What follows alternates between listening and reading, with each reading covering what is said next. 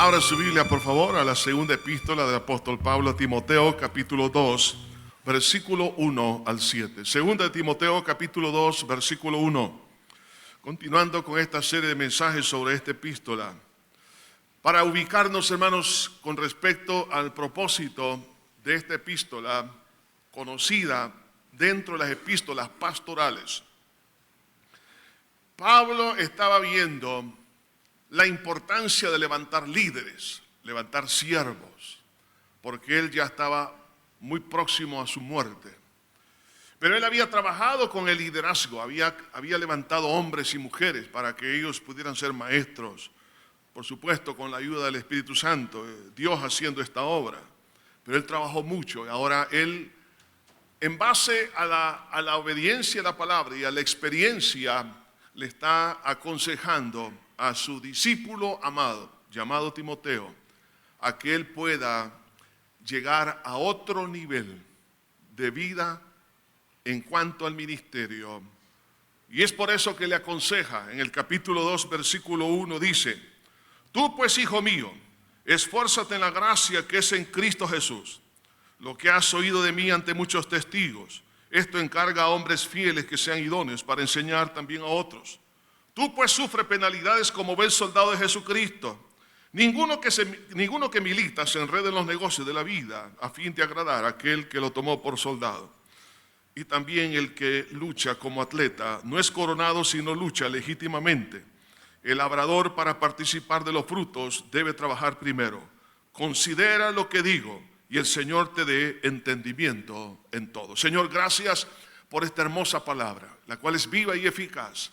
Señor, que tu nombre sea santificado, tu pueblo bendecido. Señor, levanta una generación de hombres y mujeres dispuestos a tomar el arado y seguir adelante, sirviéndote hasta la muerte. Padre, ayúdame a poder entregar el consejo de tu palabra para gloria de tu nombre y bendición de tu pueblo. Lo pedimos todo en Cristo Jesús. Amén y amén. En una oportunidad el rey David exclamó un deseo que había en su corazón: ¿quién me diese de beber agua del pozo de Belén? Parece que el agua del pozo de Belén era una agua muy pura, un agua potable, un agua que él anhelaba más que cualquiera otra. Sin embargo, para ese entonces Belén estaba sitiada, estaba tomada por los filisteos. Dice la Biblia que habían 1000 filisteos y había una guarnición de ellos. Los enemigos de Israel habían invadido y habían tomado la ciudad de Belén. Ahora era algo sumamente difícil llegar a ese lugar y tomar agua del pozo, porque podía alguien morir. Pero ese deseo lo oyeron 2 jóvenes que formaban parte del ejército de David. Sin decirle nada a David, dice la Biblia, que se hicieron brecha en medio de los soldados filisteos a filo de espada y sacaron agua del pozo de Belén y se la llevaron a David y le dicen: tú querías agua del pozo de Belén, aquí está. Y David le dice: ustedes arriesgaron su vida por traerme agua. Y él dijo: yo no puedo tomar esta agua, porque esta agua significa que ustedes expusieron su vida por mí. Y dice la Biblia que David la derramó delante de Dios, como diciendo: yo no soy digno de recibir el esfuerzo de estos muchachos, el único digno es el Señor. Ahora, lo que ocurrió es que la decisión de estos jóvenes los llevó a un nivel que ellos jamás lo habían pensado. David, al ver el valor de estos jóvenes, los hizo parte de un equipo que en la Biblia se conoce como los 30 valientes de David, la fuerza militar élite que tenía David.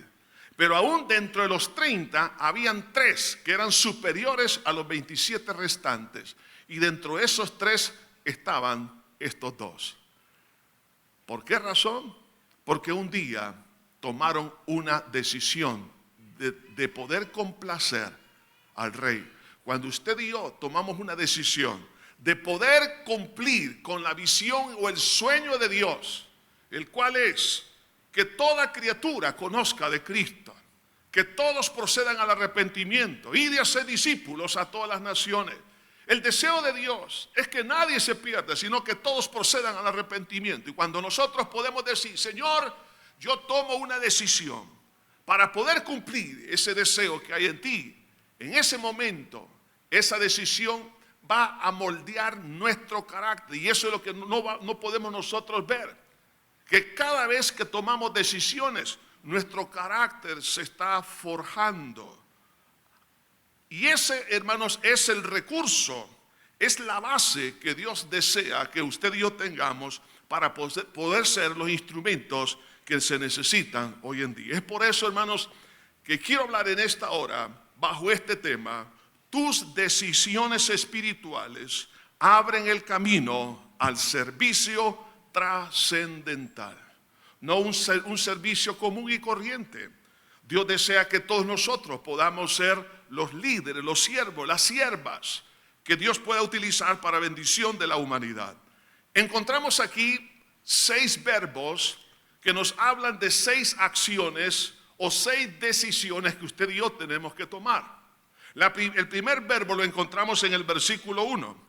Tú pues, hijo mío, esfuérzate en la gracia que es en Cristo Jesús. Esfuerzo. El diccionario de la Real Lengua Española lo define de esta manera. Es el empleo enérgico del vigor o ánimo para conseguir algo venciendo dificultades. El esfuerzo implica un empleo enérgico o vigor de nuestro ánimo. Tengo que hacer algo más allá de lo que estoy acostumbrado a hacer. Por eso que la palabra griega que se traduce aquí como esfuerzo, que es interesante porque está compuesta de 2 partes. Una es la palabra dunamis, que la mayoría de nosotros conocemos, sabemos que eso significa en la Biblia poder. Pero la palabra es endunamo, que significa prácticamente hacer fuerte. O sea, algo que era débil pero se hace fuerte. ¿Por qué? Porque está siendo fortalecido internamente. O sea, lo que sugiere aquí que es la fortaleza en el alma y en el propósito.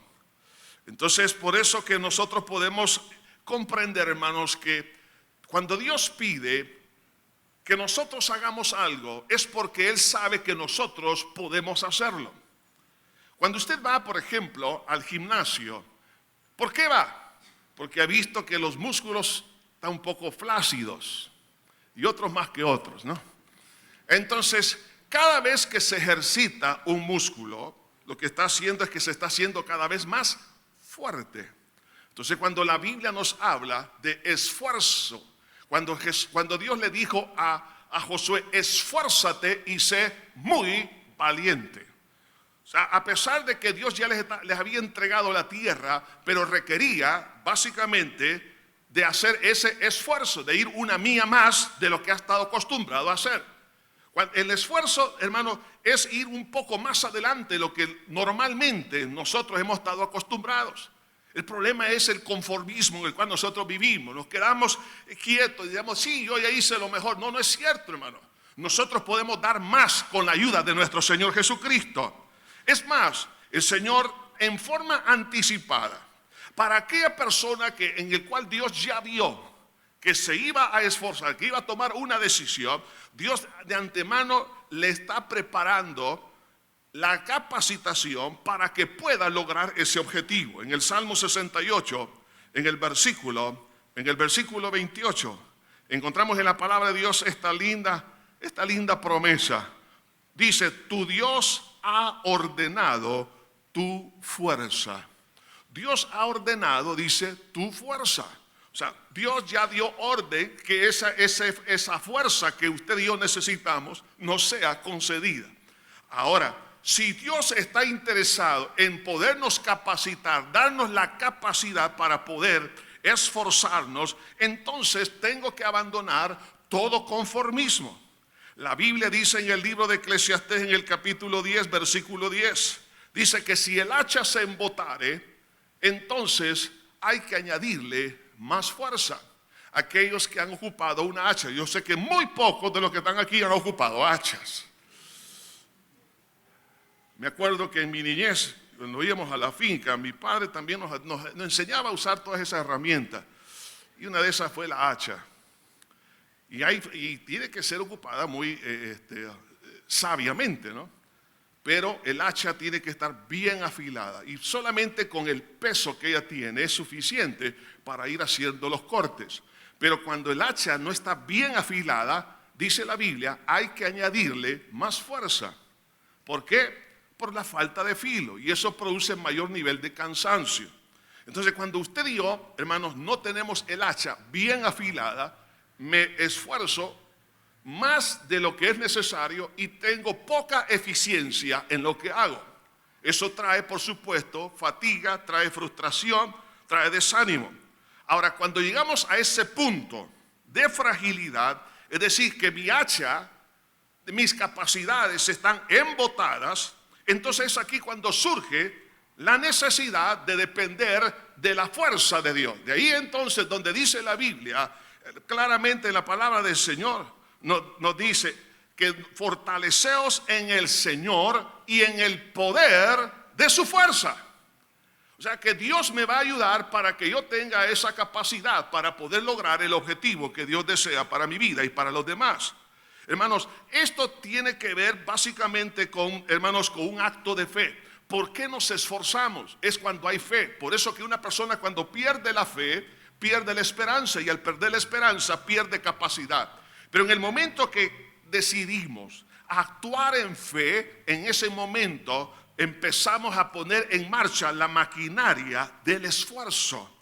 Por eso la Escritura nos dice en cuanto a los héroes de la fe, allá en el capítulo 11 del libro de los Hebreos, en el versículo 34, dice la Escritura: apagaron fuegos impetuosos, evitaron filo de espada, sacaron fuerzas de debilidad.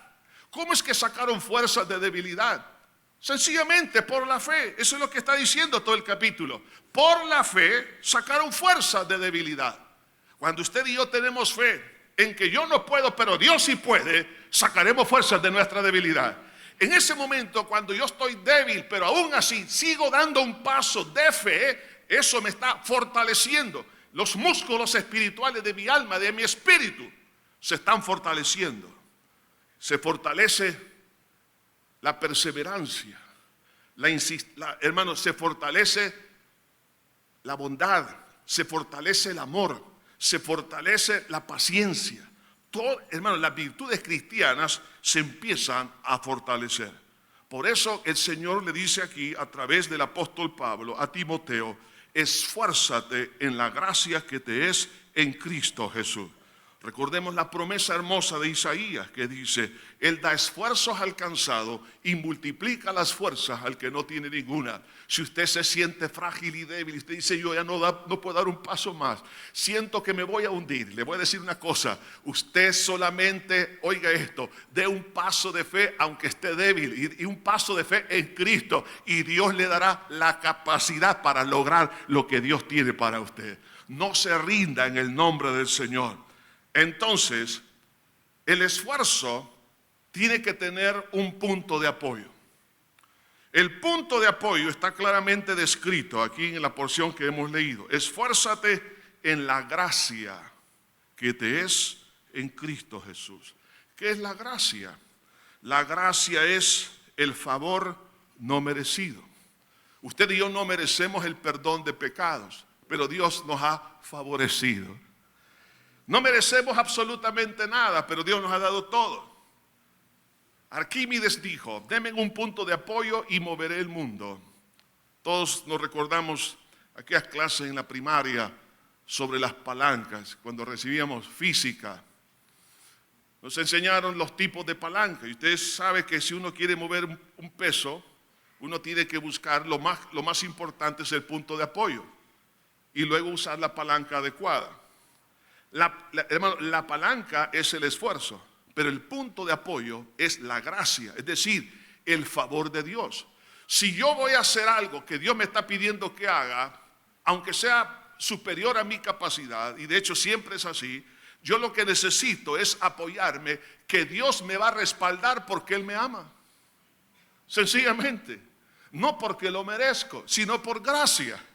el punto de apoyo, ¿por qué Dios, oiga esto, lo va a usar usted para poner las manos sobre los enfermos y que estos sanen? No porque usted es fulanito y fulanita, no. Es por la gracia maravillosa del Señor Jesucristo. Usted se apoya en la muerte expiatoria de Cristo y en su resurrección.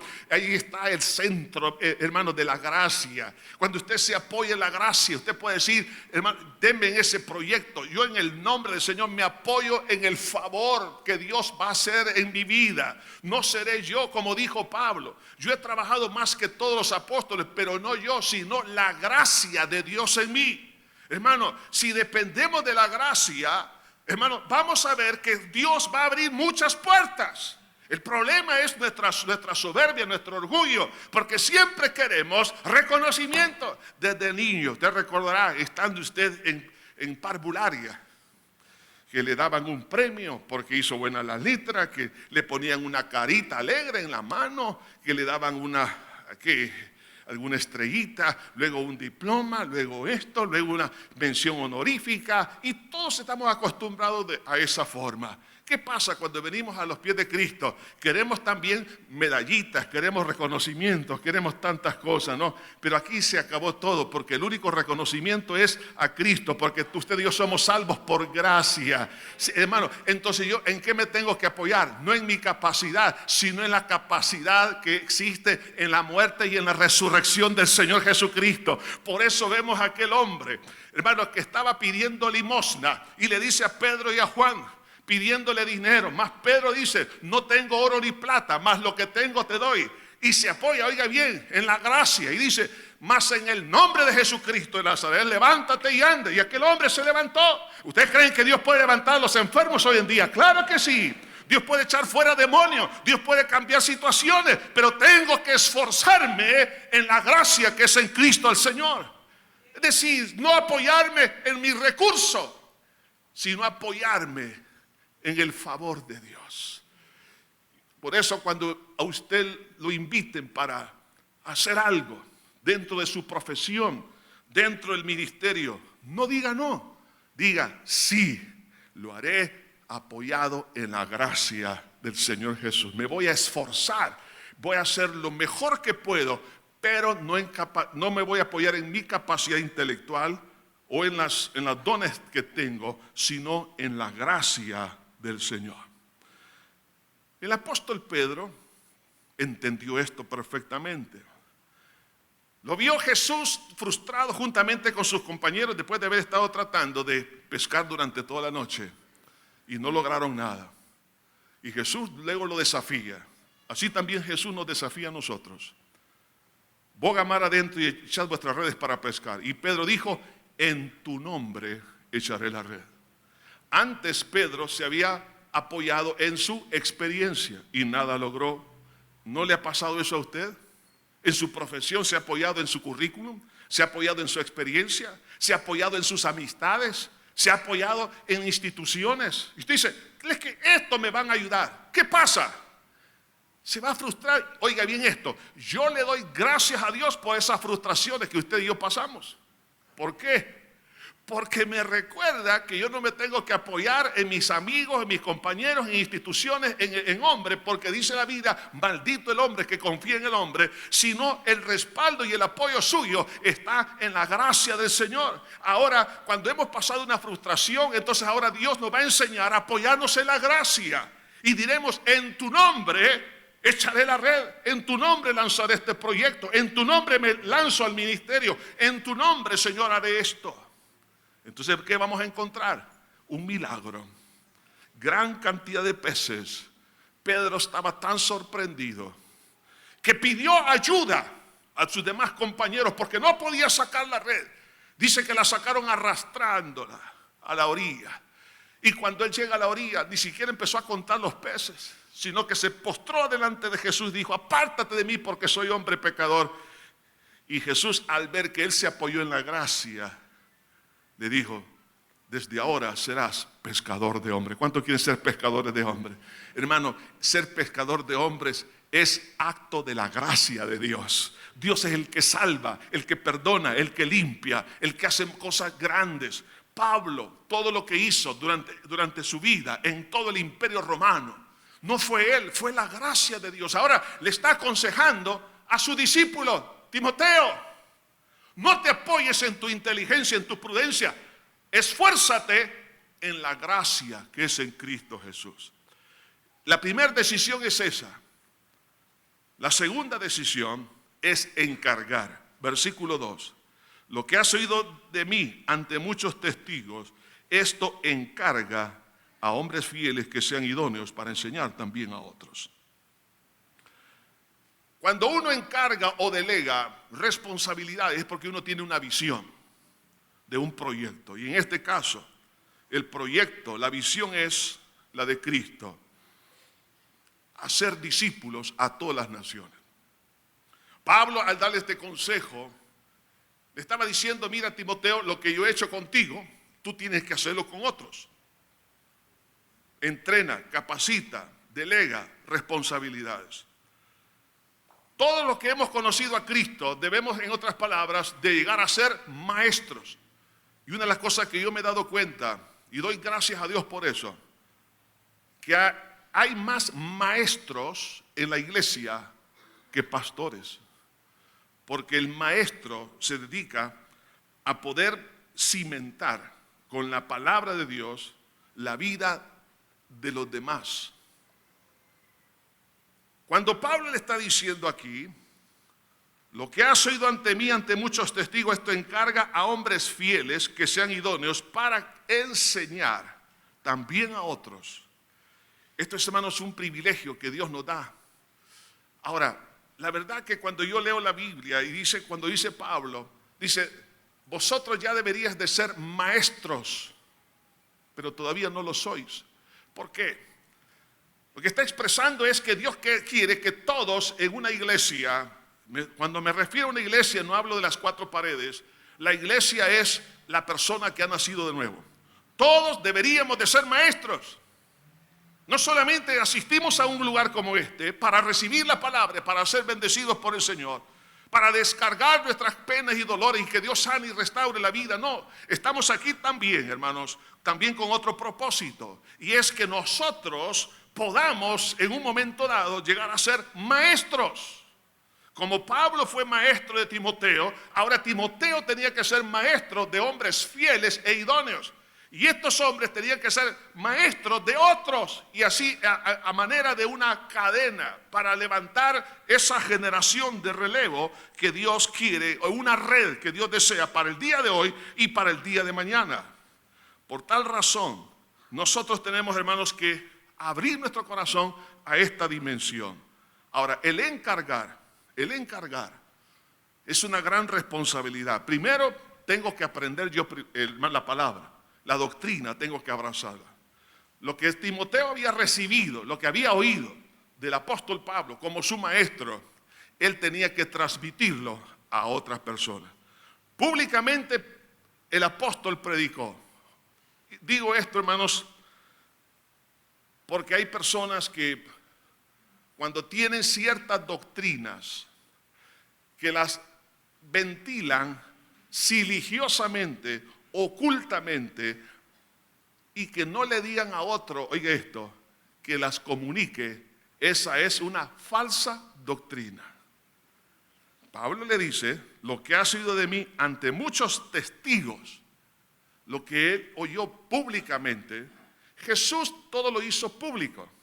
Es más, una vez vinieron los fariseos a Jesús y le dijeron, bueno, si yo he hablado públicamente por todas partes, el testimonio, yo no he hablado en forma escondida, pero hoy en día la falsa doctrina se maneja debajo de la alfombra. Y dice, no, mira, esto no lo digas a nadie, porque si lo dices vas a tener problemas. Si eso usted lo está recibiendo, yo no sé por qué lo estoy diciendo ahora. Si usted está siendo influenciado por ese pensamiento, oiga bien esto, es falsa doctrina. Porque todo lo que Cristo predicó, lo que Pablo predicó, lo hizo público. Porque ¿por qué guardar o esconder la verdad? La verdad se publica y no hay temor por qué publicarla. Pero cuando hay falsedad, sí sienten temor, porque saben que tarde o temprano le van a decir que eso es falso. La sana doctrina Se habla públicamente. Entonces, ahora Timoteo, lo que tú has aprendido públicamente, lo que has aprendido de mí, ahora te pido que lo encargues a otras personas. Eso es responsabilizar a que otros abracen y enseñen el Evangelio. Cuando hablamos de la naturalización, hermanos, o más bien de la responsabilización, estamos hablando prácticamente, hermanos, de poder asignar a una persona una tarea. La palabra encargar en el original significa poner al lado o situar delante. Es decir, que a una persona a quien yo le voy a encargar, le estoy escogiendo, lo estoy apartando, ¿para qué? Para que haga esta tarea. La pregunta es, ¿hemos apartado tiempo y hemos escogido, hemos evaluado a las personas que nos rodean, comenzando con la familia, comenzando con las personas que trabajan al lado nuestro, en los grupos, en los hogares, en la iglesia? ¿Estamos nosotros haciendo esta tarea? Nos corresponde a todos. El poder evaluar candidatos y poderlos escoger, ponerlos aparte, decir, la verdad que tú vas a llegar a ser alguien. Escuchamos en el testimonio de hoy en día. Ahora uno de estos jóvenes que han sido capacitados en este país, ahora está sirviendo en Austria. Muchos están sirviendo en muchos países del mundo. ¿Por qué? Porque fueron entrenados y capacitados adecuadamente. Entonces, mi responsabilidad es, hermanos, apartar, escoger a quienes. Aquí están dos características que tienen que tomarse muy en cuenta. Cuando una persona está siendo seleccionada para ser contratada, normalmente solamente se busca la experiencia, se busca cuáles son sus atributos en la parte de la educación y otras cosas. Pero aquí, hermanos, nosotros nunca debemos de olvidar dos características que nos van a ayudar, aún en la empresa privada, como también en el gobierno, como también en la iglesia, para poder seleccionar el personal. Hombres fieles e idóneos. Fidelidad significa, en este caso, fiel a Dios, fiel a la palabra. Si alguien no es fiel a la palabra, no es fiel a Dios, no es fiel a la visión de Dios, no hay que encargarle ninguna responsabilidad.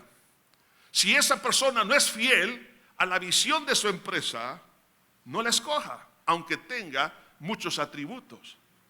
Tiene que ser fiel. El cristiano tiene que ser fiel a la iglesia. Si ama a la iglesia, entonces se está mostrando la fidelidad que también tiene a Dios. ¿Y quién es la iglesia? La iglesia somos todos. O sea, serle fiel a mi hermano y a mi hermana. Pero hay personas que empiezan a hablar mal de la iglesia, mal de los hermanos. Estas personas no hay que encargarles responsabilidades. ¿Saben por qué a algunos no se les toma en cuenta? Porque hablan demasiado. Hablan por los codos de las demás personas.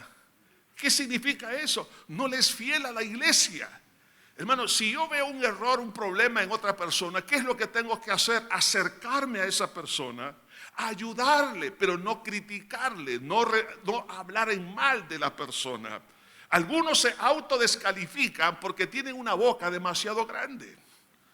Se descalifican porque hablan mal de la empresa. ¿Quién va a querer contratar a una persona que habla mal de la empresa? Eso no significa que no soy objetivo, que hay problemas. Sí, claro que hay problemas. Pero no tengo por qué hablar, más bien me debo de convertir en una respuesta al problema de la empresa y no criticar a la empresa. Entonces, esa persona fiel, pero también idóneo, es decir, que tenga capacidad, que sea apto, que sea competente. ¿Para qué? Para enseñar.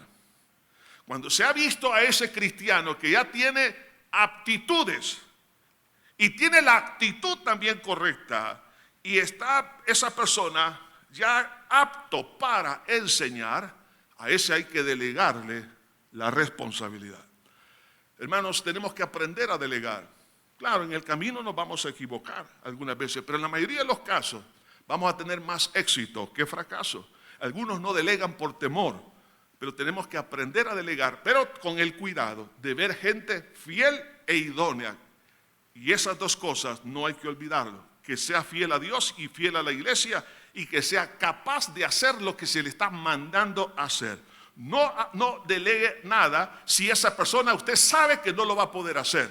Hay que delegar si la persona tiene la capacidad. Entonces lo que vemos aquí es que realmente se necesita tener la visión de Dios y materializarla por medio de la enseñanza y el aprendizaje. Es lo que estaba viendo Pablo. Pablo había abrazado la visión y la había materializado a través de encargar a hombres fieles e idóneos. Ahora le está diciendo a Timoteo, Timoteo, tú tienes que hacer esto. En otras palabras, tienes que trabajar. Encarga esto, disipula, entrena. La tercera responsabilidad o decisión que usted y yo tenemos que tomar es la de sufrir. ¿Cómo? Sí, hermanos. Dice acá el versículo 3. Tú pues sufre penalidades como buen soldado de Jesucristo. Alguien podría decir, el que sufre es un mal cristiano o un mal soldado. No, no. Dice, tú pues sufre penalidades como buen soldado de Jesucristo. Ciertas enseñanzas que se han recibido hoy en día, que no están conforme a la palabra de Dios, que el cristiano no tiene que sufrir. El verdadero cristiano no tiene que enfermarse. La persona que está bien con Dios, todo tiene que irle bien. La excelencia, la maravilla, que como una especie de burbuja, que ningún zancudo podrá entrar ahí. Que ninguna clase de gripe, vengan las que vengan, nada le va a pegar. Sin embargo, la Biblia dice, tú pues sufres penalidades como buen soldado de Jesucristo. No está hablando de un mal soldado, sino de un buen soldado. Eso significa que el sufrimiento es parte integral de la vocación de un cristiano. Es parte del combo. ¿Por qué razón? La Biblia dice en el libro de los Salmos, mientras estaba en angustia, me hiciste ensanchar. Nosotros no entendemos, hermanos, lo que ocurre a nivel espiritual cuando hay sufrimiento. Cuando hay sufrimiento, se empieza a ensanchar nuestra devoción a Dios. En el sufrimiento aprendemos a confiar en Dios. La fe se empieza a ampliar. Empezamos también, hermanos, a notar que la compasión, el sufrimiento que pasamos nos ayuda a ser, hermanos, más compasivos y misericordiosos con los demás. El sufrimiento que pasamos nos ayuda, hermanos, a poder abandonar el egoísmo, anularme a mí mismo por amor a los demás. El sufrimiento nos ayuda en tantas cosas porque se está rompiendo una estructura egoísta que está en el corazón para que surja la obra gloriosa del Espíritu Santo en nuestra vida. Por eso le dice, tú pues sufres penalidades como buen soldado de Jesucristo. O sea que un discípulo no es otra cosa que un soldado del Señor. Y eso implica que hay una guerra, pero es una guerra de carácter espiritual. No tenemos nuestra lucha contra sangre y carne, sino contra principados. Oiga, la Biblia habla de esos gobernadores, esos principados, esos demonios. Contra ellos es nuestra batalla, no es contra la gente. Las personas actúan muchas veces influenciados por estos demonios. La batalla suya no es contra su prójimo, contra su vecino, contra la persona que vive a su lado. Es contra los demonios. Entonces, como soldados tengo que entender que estoy en una guerra. Por tal razón, en una guerra tengo que entender que voy a sufrir en algunos casos. Por eso que el soldado de Cristo debe de abrazar la palabra que Jesús dio en la cruz del Calvario cuando dijo, consumado es. En otras palabras, ha sido completada la redención, todo está hecho. Entonces significa que la victoria ya nos ha sido dada. Cuando Dios le dijo le dijo a Moisés y también le dijo a Josué que la tierra que ellos veían la iban a poseer, que todo lo que pisara la planta de vuestro pie sería vuestro. Dios ya entregó también en sus manos y en mis manos todas las promesas. Pero yo tengo que poseerla. ¿Cómo? Tengo que abrazar, hermano, la victoria de Cristo y saber que yo la voy a ejecutar en el día y la hora que es necesario hacerlo. Entonces, un soldado de Cristo se apoya en la obra de Cristo y eso le da, hermano, la garantía del éxito, aunque tenga que sufrir en el camino. Por eso que el precio de ser un soldado es el sufrimiento. ¿Sabe usted, hermanos, que los soldados romanos no se les permitía casarse durante el tiempo de estar en el ejército. Normalmente duraban de 20 o más años en el ejército. Mientras estaban de alta, no se podían casar. Solo eso es un sufrimiento, ¿no? No se podían casar, claro. Habían algunos que siempre se escapaban y tenían sus concubinas por distintos lugares, pero muchos de ellos realmente cumplían con ese requisito y se podían casar cuando ellos ya se retiraban del ejército, cuando ya se jubilaban, ya cuando ya estaban viejitos, pues en otras palabras. Entonces, y el promedio de vida en aquel entonces era mucho más bajo que el que tenemos ahora.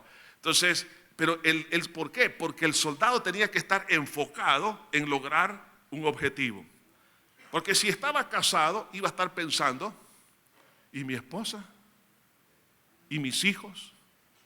¿Qué tal si le llega una noticia que uno de los hijos está sufriendo o lo mataron? O sea, iba a traer una desmoralización en su corazón tan fuerte, que iba a sufrir tanto. Es decir, ¿cómo estoy yo aquí, en frente de batalla, y a mi familia la han matado? O están sufriendo, tienen poco pan, tienen poca agua. ¿Cómo puedo yo seguir adelante? Entonces, para evitar ese conflicto, le decía, no, usted tiene que enfocarse. Si usted va a entrar como soldado, tiene que enfocarse en una visión. La visión que tenía en ese entonces pues, el gobierno. Ahora, nosotros, hermanos, necesitamos tener esa visión.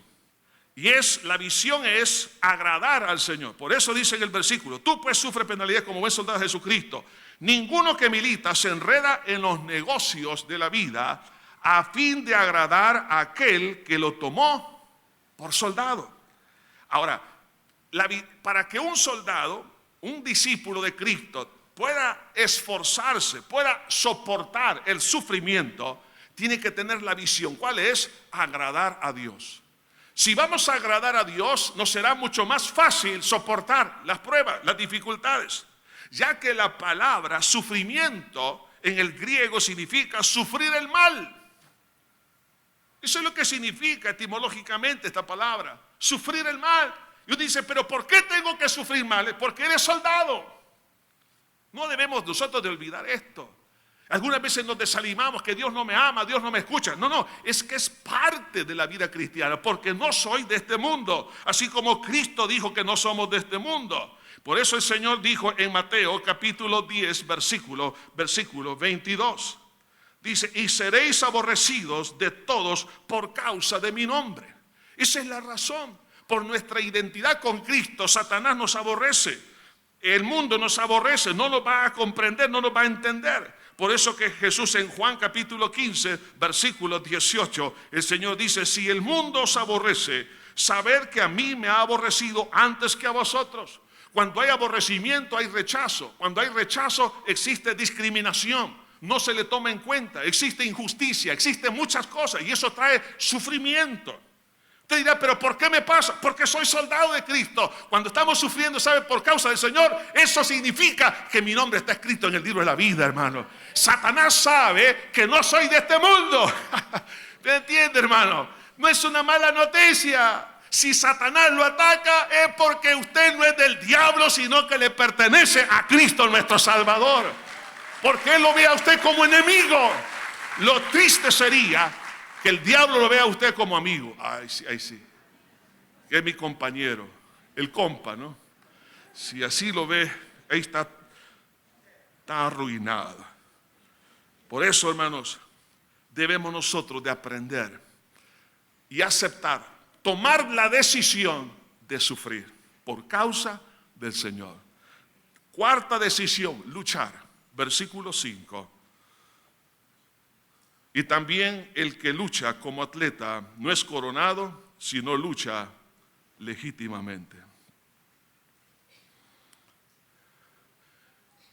En el contexto de las competencias de atletismo, especialmente las Olimpiadas, se requería que todos los que iban a competir 10 meses antes tenían que empezar con un entrenamiento muy riguroso. Y tenían que entender cuáles eran las normas, cuáles eran los procedimientos cuáles eran las normas de la competencia para poderse hacer merecedor de una corona, es decir, llegar al primer lugar. Tenía que cumplir legítimamente con lo establecido por las leyes deportivas de aquel entonces. La lucha, hermanos, es otra cosa que usted y yo tenemos que aprender. Tengo que aprender a luchar. El diablo le va a decir, no luches por tu matrimonio, no luches por tu carrera universitaria, no luches por tu trabajo, no luches por nada, quédate quieto. No, usted tiene que decir, yo estoy entrenado para ser un luchador. Estoy entrenado para pelear. No se deje robar por el diablo lo que, hermano, a usted le pertenece. Eso significa que yo tengo que establecer una meta. ¿Y cuál es la meta? La meta ha estado establecida desde mucho tiempo atrás. Desde el libro de Génesis le encontramos hasta Apocalipsis. Y en la primera epístola del apóstol Pedro, en el capítulo 5, en el versículo 4 dice así: y cuando aparezca el príncipe de los pastores, vosotros recibiréis la corona incorruptible de gloria. Me está hablando de la vida eterna, me está hablando de la experiencia, hermanos, de no sufrir problemas de salud, me está hablando de la experiencia de tener un cuerpo glorificado, me está hablando de la experiencia de un conocimiento que hoy no tengo, pero que tendré. Me está hablando, hermanos, de cosas que ojo no vio ni oído han oído, que las cosas que Dios ha preparado para los que le aman. Entonces, si yo tengo esa meta, porque Dios la ha establecido para aquel que cree, Dios me dice, hijo, yo ya te aseguré que tú vas a llegar al final. Entonces, si yo entiendo esto, entonces voy a luchar. ¿Por qué voy a luchar? Porque sé que voy a vencer en el nombre del Señor Jesucristo. Eso fue lo que pasó con David. Se le presenta un gigante. Hermano, estamos hablando, hermano, de un hombre de guerra. Además de eso, la enorme estatura que tenía, las armas que, hermanos, tenía también. Pero David era un jovencito que venía con un bastón, el báculo que ocupaba como pastor, la vara y el cayado, pero también una onda. Y el filisteo lo despreció y le dijo, ¿tú vienes a mí con palos y piedras? ¿Acaso soy un perro? Y yo daré tu carne a las aves del cielo. Y David le dice, ¿y tú vienes a mí con jabalina y espada? Parece arrogancia, ¿no? No, es la fe. La fe es la certeza de lo que se espera, la convicción de lo que no se ve. Cuando usted está viendo al gigante de gigantes, ¿quién es? Jehová, Dios de los ejércitos. Cuando nosotros nos apoyamos en Dios, entonces podemos ver cualquier gigante de esta tierra, es un enano a la par de Cristo. Entonces, ¿qué le dijo David? Hoy te cortaré la cabeza y daré tu cuerpo a las aves del cielo. Y efectivamente así lo logró. ¿Por qué? No fue David, fue el Espíritu de Dios que estaba sobre David que lo venció. Hermano, la lucha es importante. Hay que luchar. No tengo por qué decir, ay, que me da miedo. Mejor voy a dejar que las cosas sigan igual. Hermano, si usted mira que alguien tiene el instinto suicida, si usted mira a alguien que está, hermano, en una depresión, si usted ve que su economía se viene al suelo, o que su hogar viene al suelo, o que usted está viendo, hermanos, que alguien está pensando en el divorcio, ¿qué tiene que hacer? Luchar, hasta, hermano, hacer su mejor esfuerzo. En algunos casos las personas tomarán su propia decisión, pero su responsabilidad, la mía, es pelear la buena batalla de la fe. Es luchar. No se rinda, hermano. Hay que estar dispuesto, hermano, a ser entrenados para poder vencer, dependiendo de los recursos de Dios. Pero dice que es coronado si lucha legítimamente. Es decir, que tiene que ser conforme a las normas y a las reglas establecidas por Dios. ¿Y cuáles son? Predicar y enseñar la palabra de Dios y no ideas humanas. Pelear legítimamente. El ministerio de la predicación y la enseñanza es no desviarme de la palabra. Por eso Pablo le dice en esta misma epístola, más adelante a Timoteo, predica, oiga esto, la palabra, no argumentos humanos, no posiciones de teólogos, sino posición de Dios. Y la Biblia ella misma se explica, hermanos. Es importante, hermanos, estudiar la teología. En lo personal me gusta, pero quien tiene la última palabra es la palabra de Dios. Legítimamente significa ser fiel a la Escritura. Significa hacerlo por amor a los demás y amor sobre todo a Dios, no para conveniencia personal. Pelear legítimamente significa trabajar disciplinadamente. Significa estar bajo el respaldo del Espíritu Santo. Significa, es un acto de adoración a Dios y no un acto de promoción personal. Algunos quieren servir a Dios para promoverse. Perdóneme, aquí no es una plataforma política para promover la vanidad personal. El único que tiene que ser promovido en la iglesia se llama Jesús de Nazaret. Él se llevó las coronas, a Él le pertenece la alabanza y la honra por los siglos de los siglos. Pero hay muchos que buscan eso. No, hay que pelear legítimamente con el objetivo por el cual hemos nacido, como dijo Pablo, por Cristo Jesús. La otra decisión es trabajar. Versículo 6. El labrador, para participar de los frutos, debe trabajar primero. Lo triste es que hoy, perdónenme, hay muchos haraganes y haraganas. Aquí no, en otros países, hermanos. El labrador, para participar de los frutos, debe trabajar primero. Queremos comer sin haber trabajado, qué bueno, ¿no? Quiero ir a cosechar donde no sembré. ¿Cuánta gente, hermanos, quiere cosechar de las cosas que no se ha esforzado? Aún para establecer iglesias, se roban hermanos de otras iglesias y establecemos nuestra iglesia. Eso no es legítimo. Si quiero participar del fruto, tengo que trabajar primero. Ahora, ¿qué significa trabajar? En esta palabra que se traduce aquí del griego, se traduce como trabajar. Significa poner en práctica lo que he aprendido, lo que tengo, los dones que Dios nos ha dado. Significa hacer mucho esfuerzo, con mucha fuerza, trabajar con mucha energía. La antítesis del trabajo es la pereza. De ahí que encontramos en el libro de Proverbios una cantidad de exhortaciones y en muchas otras partes de las Sagradas Escrituras. Pero en el libro de Proverbios nos habla bastante de eso. Por ejemplo, en el capítulo 20, versículo 4, nos dice la palabra de Dios en Proverbios 24. El perezoso no hará a causa del invierno. ¿Por qué? Como mira el invierno, está haciendo frío. No, hoy no voy a trabajar. Siempre anda buscando excusas para no hacer esto. No, hermano, todos somos llamados a ganar almas. Todos somos llamados a encargar. Si Dios me ha dado a mí el conocimiento de la palabra, tengo que entrenar a otros para que esto lo hagan con otros. No es que no es tiempo. Mire, estoy muy ocupado. Perdóneme. La primera ocupación de un cristiano es servir al Señor Jesucristo antes que a su empresa. Eso es lo primero. Buscar primeramente el reino de Dios y su justicia, y las demás cosas vendrán por añadidura. Entonces, ¿qué es lo que significa esto? Que la persona perezosa siempre se va a excusar. Hoy no puedo. Es que estoy enfermo. Es que estoy tengo este problema. Me duelen los callos. Tengo espolón. Es que ahora parece que va a llover. ¿Y qué? ¿Acaso no hay vehículo para transportarse?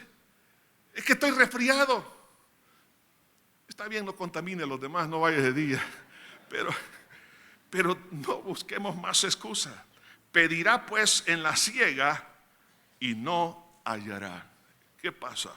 Con una persona que no trabaja, es decir, que no se esfuerza, que no pone en práctica, tarde o temprano tendrá crisis en cuanto a la respuesta de sus talentos y sus dones. No va a producir, esto le va a traer frustración. Se va a sentir mal consigo mismo. Va a empezar a aborrecer la vida, va a empezar a tener muchos conflictos espirituales. Dice también Proverbios capítulo 24 en el versículo 30. Pasé junto al campo del hombre perezoso y junto a la viña del hombre falto de entendimiento.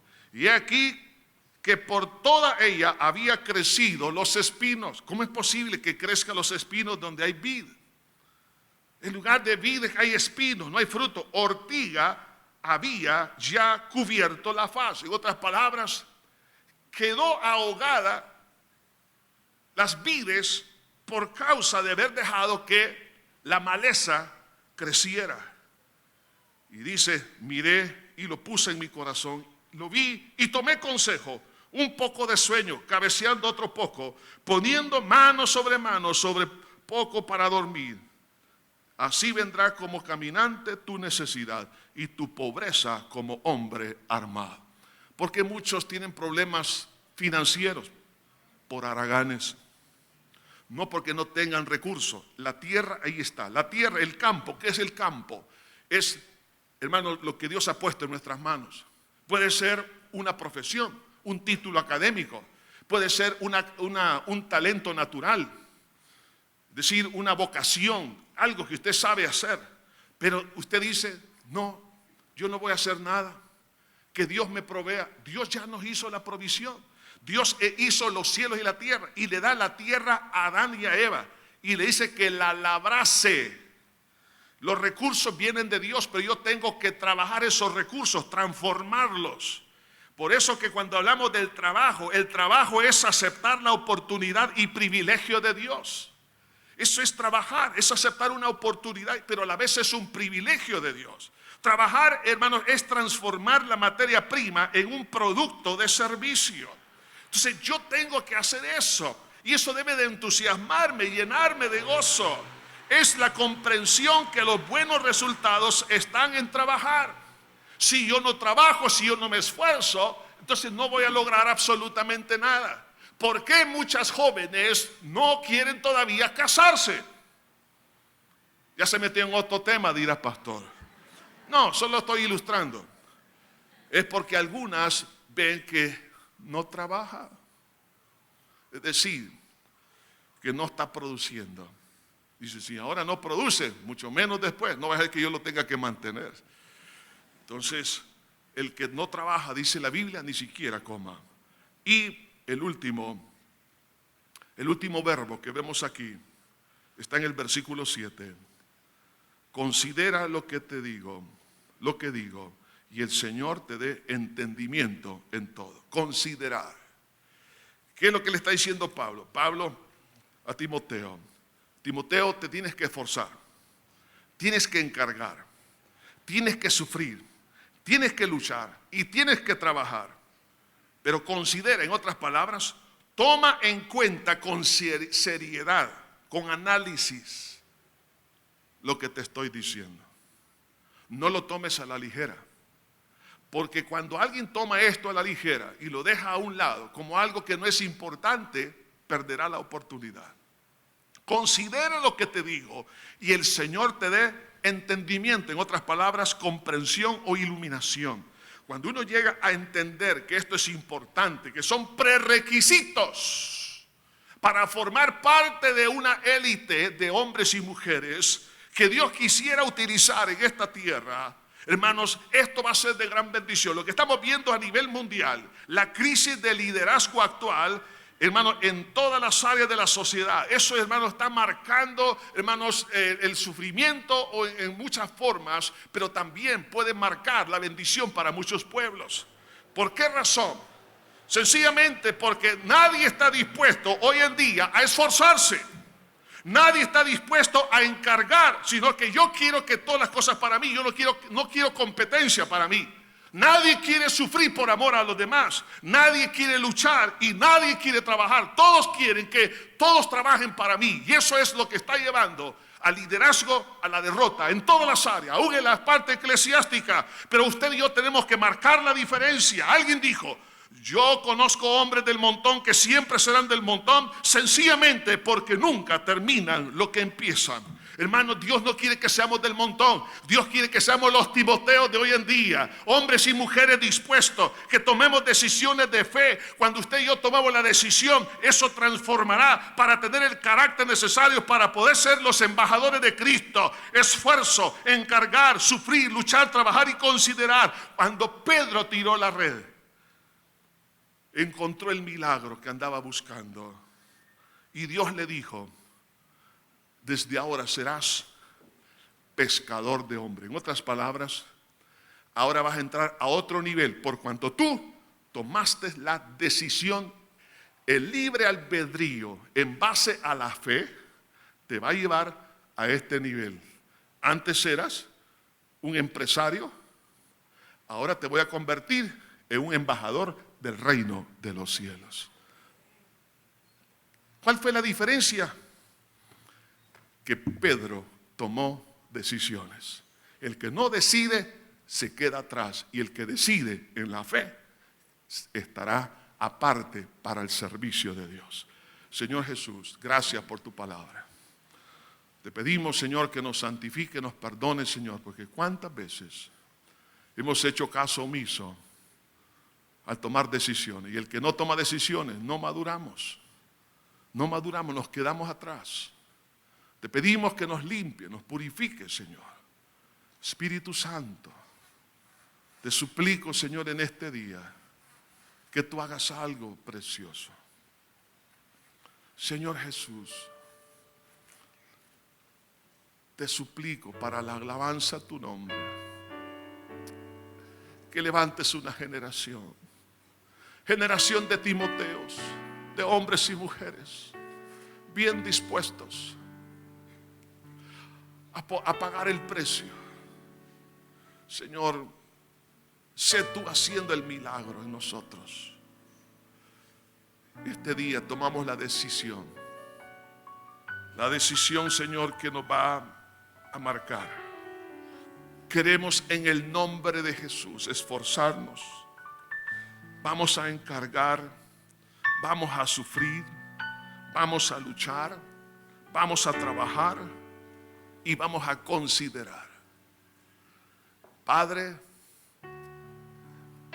hacemos nuestro este privilegio.